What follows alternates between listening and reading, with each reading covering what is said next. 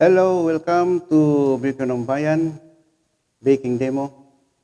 Ah, ako nga pala si Oliver Maasin from Davao City. Welcome po sa demo natin ngayon. Ang demo natin ngayon, ang gagawin natin is crinkles, chocolate crinkles. So yung crinkles na yung bago na. Kasi may nagtuturo pa rin na refrigerated. So, dati, refrigerated to, pero aksaya sa oras eh. Kaya, kinonvert ko na direct.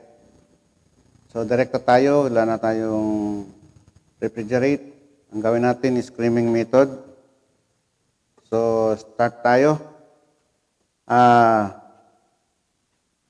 Meron tayong all-purpose flour, amount of 335 grams. It's about 100%, but 335 grams lang po ang gagawin natin. Kunti lang po. Okay, all-purpose flour, 335. Then, ang salt tsaka glucose, andito na po ito po yung flour natin. Hindi ko pala na-taas. Hindi kita sa video eh. So, 335 po all-purpose flour. And then, ang shortening is 127 grams. At saka yung glucose, hinalo ko na dito para hindi hirap i-mix yung yung glucose kasi medyo malapot eh. So, kinumbine ko na sila. Ang i-cream natin kasama sa creaming method eh. So, sugar,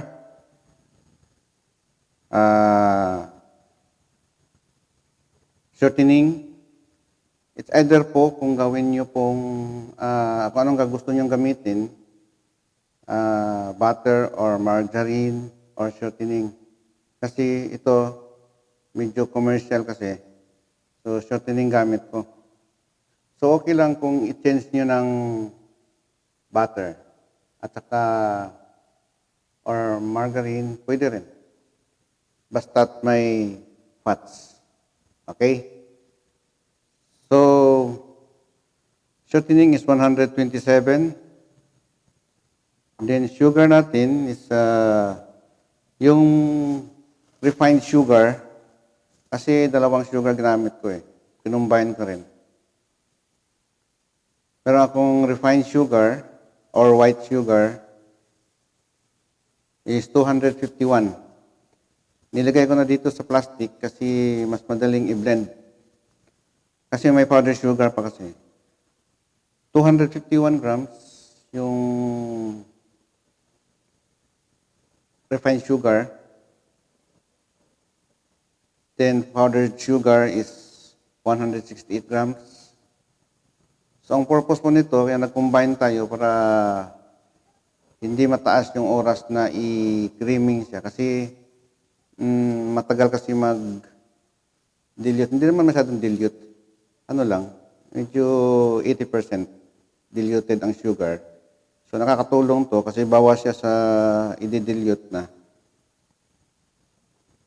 Kaya may powder sugar tayo. 168 grams po.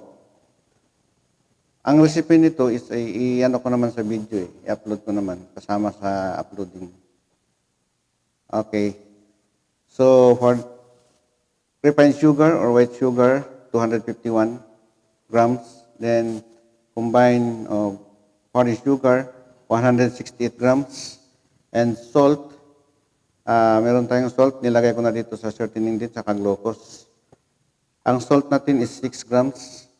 Then glucose is 50 grams and eggs is 134 grams. So mas maganda kasi i-grams nyo rin, hindi by pieces kasi pag medium size, available siya, okay lang yun. Kung medium size, parati gamitin nyo. Eh kung walang stock yung medium size, kasi madalas sa baking is medium size. So equivalent of 1 piece niyan is 50 grams. So kung mawala kayong stock yung medium, ang purpose ng grams natin, yung ititimbang natin, accurate yung ano natin, yung mixture. Okay? Kaya I suggest na i-grams nyo yan. I-grams nyo rin yung egg para accurate siya. Kahit anong sizes ang gamitin nyo, basta naka-grams kayo, walang problema. Hindi by piece by piece. Okay lang naman yun pagka maintain yung gamit ng sizes nyo ng eggs. So, 134 grams eggs. So, yun ang isasama natin sa creaming. Kasi creaming method kasi tayo. Okay, and baking soda is 5 grams. And baking powder is 13 grams. Dito po sila. Baking soda and baking powder. 13 grams ang baking powder, 5 grams ang baking soda. Then, ang cocoa natin is 120 grams. So, bahala kayo kung anong gamit yung brand nyo. Hindi ko lang sabihin yung brand kasi hindi naman tayo nagbibinta ngayon. Okay? So, yung magandang cocoa, yung medyo hindi kukulay pagkatapos ng luto is, light masyado. Hindi maganda sa crinkles yun. Pag chocolate crinkles, kulay chocolate talaga. Ang iba kasi gumagamit yung masyado namang commercial, walang cocoa, halos parang light masyado eh. Okay? So, start tayo ng creaming method. So, ito yan, sa bowl, ilagay natin yung shortening. Okay, para makita nyo ang mixing. Okay, ayos natin yung video. So, ito, lagay natin.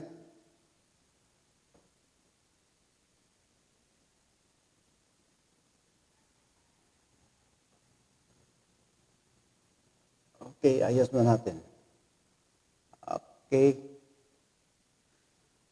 So, shortening, lagay natin dito sa mixing bowl. Shortening, refined sugar, powdered sugar, glucose, meron pa palang corn syrup. Pwede nang wala rin yun.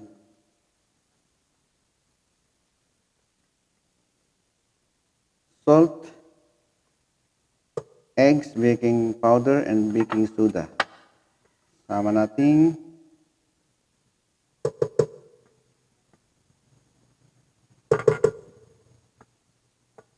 Okay. So, yung mga powder, sama na natin sa flour.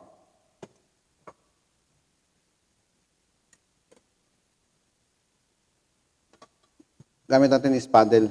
Pagka creaming kasi, paddle lang kailangan sa mixer. So, huwag yung wire whisk kasi tatlong attachment tong mixer natin. Ito yung paddle, ito yung wire whisk. So, pag ito ginamit nyo, baka masira lang. Saka hindi mag-cream. Malakas kasi mag-erate ng hangin. Kaya hindi pwede sa creaming method kasi malakas ang aeration niya. Papunta dun sa mixing na sa masa. So, kailangan yung paddle. Yung isa nito is hook para naman sa dough. Okay. Pag bumili kayo ng mixer, tanungin nyo kung ilang attachment, lalo pagka sikanda na. Kompleto pa, mahal din to. Mga 1,500 or 2,000 yung attachment niya. Attachment lang yun. Okay. So, start tayo ng creaming.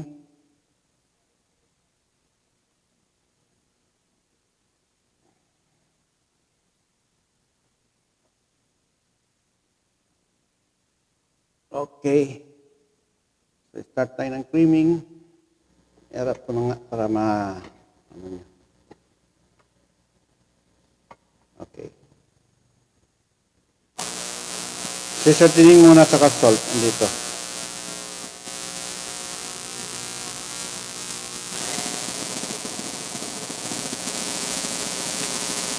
bago natin ilagay yung egg.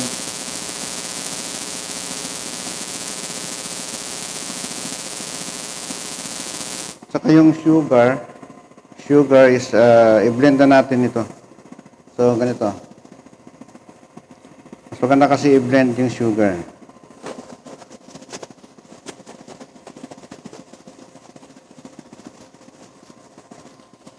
Okay. Refined sugar at saka powdered sugar dito po.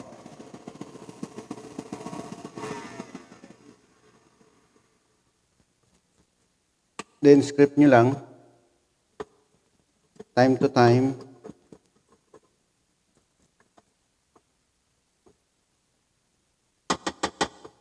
Okay.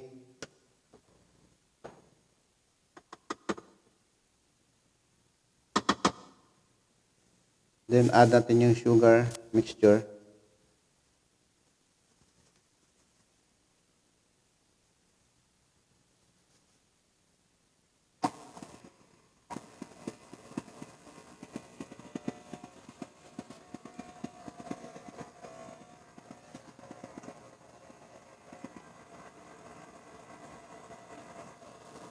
Add natin yung egg, one at a time.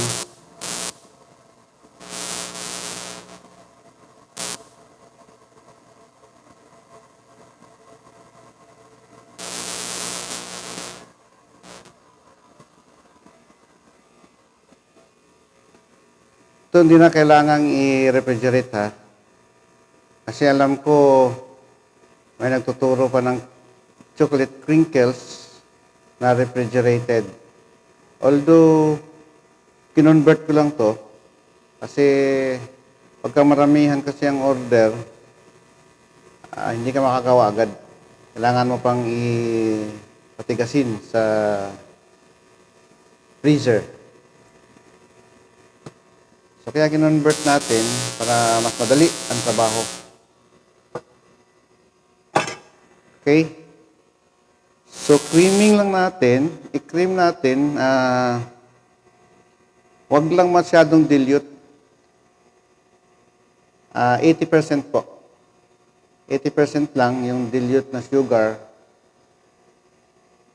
para mag-caramelize naman siya doon during baking time. Yan ang sekreto niyan. Saka ang moisture niya, mas matindi pagka may granules pa. Mga 20% lang yung yung gaspang niya. Bago natin incorporate yung powder. Okay, mix na natin yung flour at saka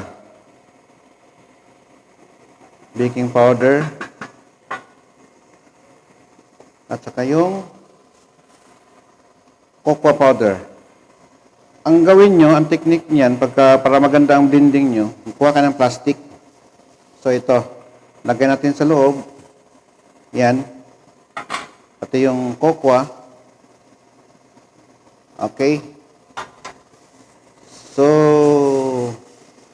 shake nyo lang. Okay. Parang naglalaro lang kayo. Ganyan. O, may butas pala to.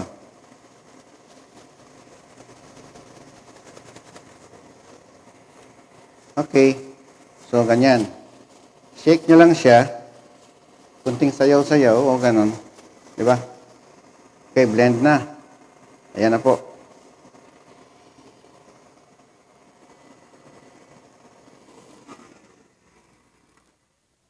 Script nyo lang muna para yung gilid niya is talagang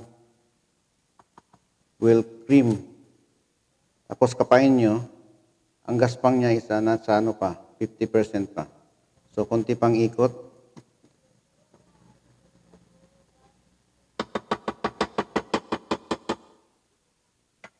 Okay. Konti pang ikot sa mixer para magkaroon tayo ng 20% gaspang na lang yung sugar niya sa loob. Bago natin halo yung powder, cocoa mixture. Tapos, ang baking time nito, bahala na kayo kung ilang grams ang gusto nyo. Kayo na lang bahala mag-decide kung ilang grams yung gusto nyo. Ang gawin ko dito is 20 grams. Okay, so preheat nyo yung oven ng 180 centigrade or 360 to 400 Fahrenheit. Ang baking time niya is 6 minutes to 8 minutes lang po. Huwag nyong sobrahan.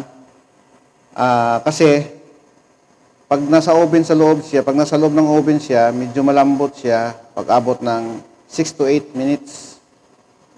So isagad nyo na lang ng 8 minutes. Huwag kayong matakot na malambot kasi paglamig niyan, paglabas sa oven, kasi may glucose tayo para magiging chewy yung crinkles nyo. Kasi pagka yung crinkles nyo hindi chewy, hindi na yun. Kasi ang original na characteristic ng crinkles is chewy. Hindi yung tigas, cookies na yun Yun po ang sekreto. Madalas kasi sa crinkles, overbake, malutong.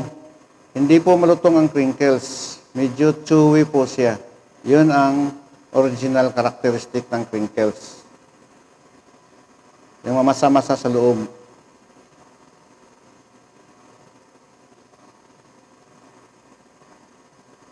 Okay. Stop natin. Kapain natin ang finger. Okay na. So, 20% na siya. Medyo gaspang. Ang gaspang niya is 20%. So, yun ang sinasabi ko na hindi masyadong diluted yung sugar. Nasa mga 80% lang. So, 20% gaspang, 80% smooth. Yun ang sekreto dun. So, combine na natin yung powder or cocoa mixture.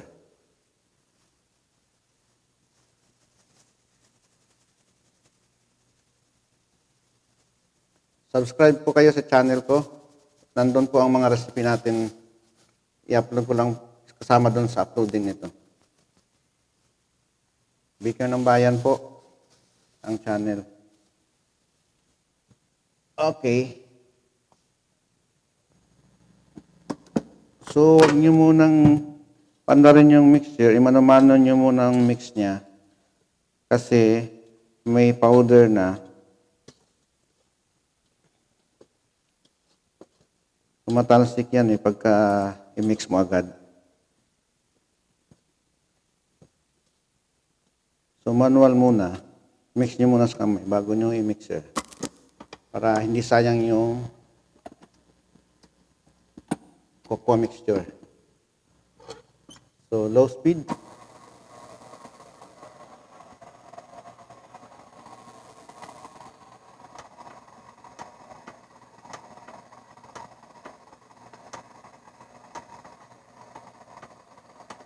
So, mix nyo lang hanggang ma-form siya ng into bowl. Okay.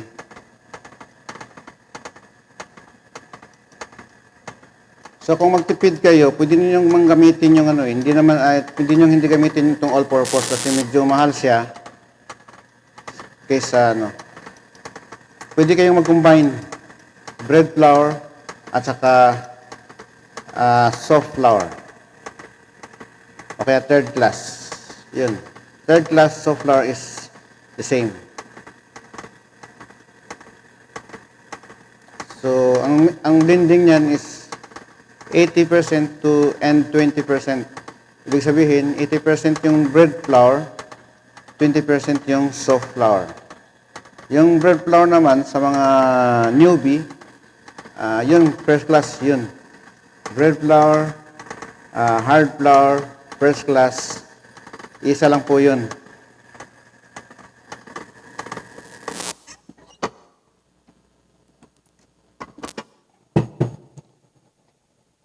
Okay. So, script lang natin para yung gilid niya talagang will mix talaga. Okay, sa mga newbie, yun, bread flour and first class and hard flour is the same. And soft flour, third class, or pastry flour is the same. That is third class.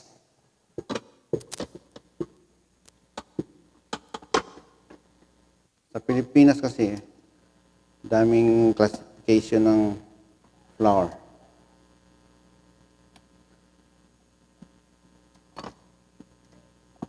Okay. So, mix natin ulit.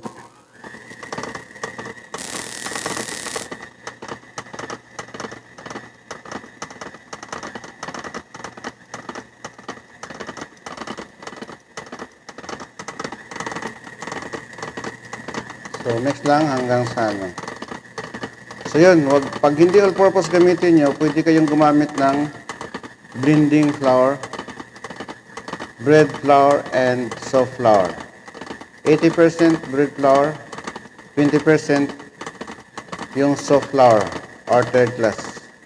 So, blend nyo lang para doon sa mga medyo matipid yun. Pero, pwede na rin kahit walang all-purpose.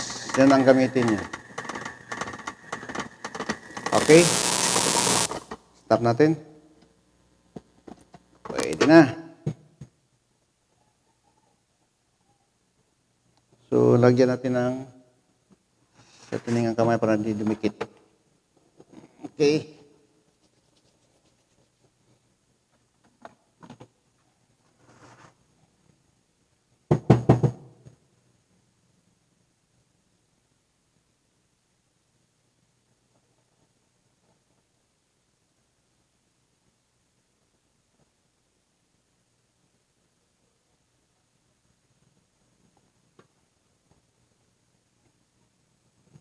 So, ayan. So, i-form nyo lang ng ball, tapos cut kayo, make a baston, then cut into your desired grams.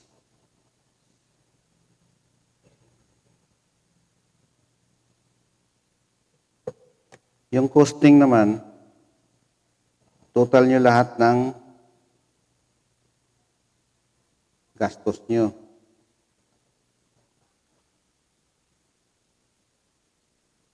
Sa isang recipe nito. Total nyo lahat yun. Kaya mas, importante kasi na nakagrams kayo. Kasi, yung iba nagtuturo, cups by cups and by tablespoon. So, mahirap i-costing yun. Paano ka kukuha ng price nun? So, mas maganda, may timbangan kayo. So, convert into grams. Pwede namang naka-cups, convert nyo lang ng into grams. O kaya spoon, convert nyo ulit ng into grams. So, total nyo lahat ng gastos nyo.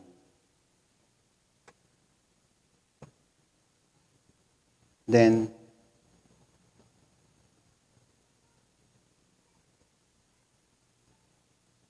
timbangin nyo kung ilang grams yung buong mixing.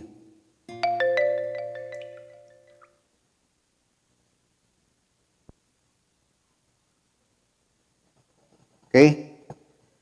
Then, divide nyo sa yield. Yung pinaka-total cost of ingredients.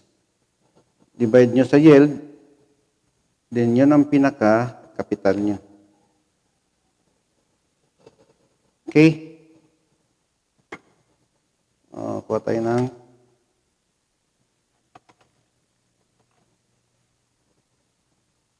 tapos yung timbangin, ang yield, nakuha nyo na ang yield ng mixing nyo.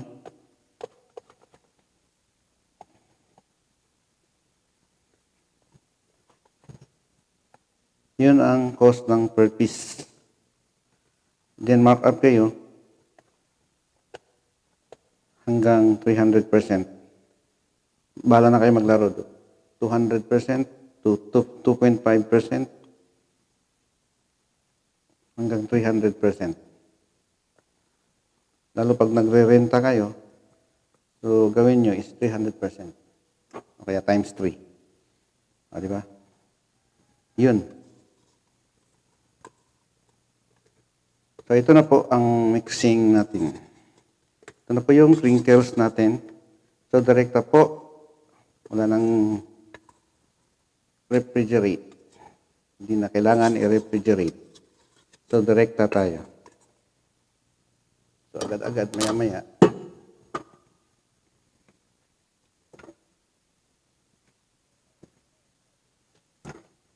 Okay.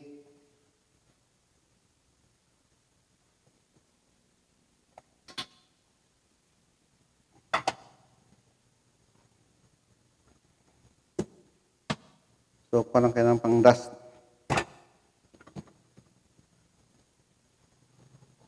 Okay, harap na natin yung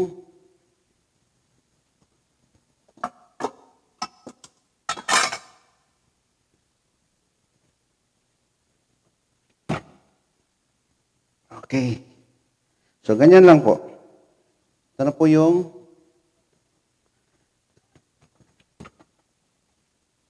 crinkles mixture. Yan. See? Then, ang gawin natin, kuha tayo ng bowl. Dito natin lagay yung powdered sugar. Bago tayo mag-cut. Okay? So, preheat ko muna yung oven, then balikan ko kayo. Okay? Thank you.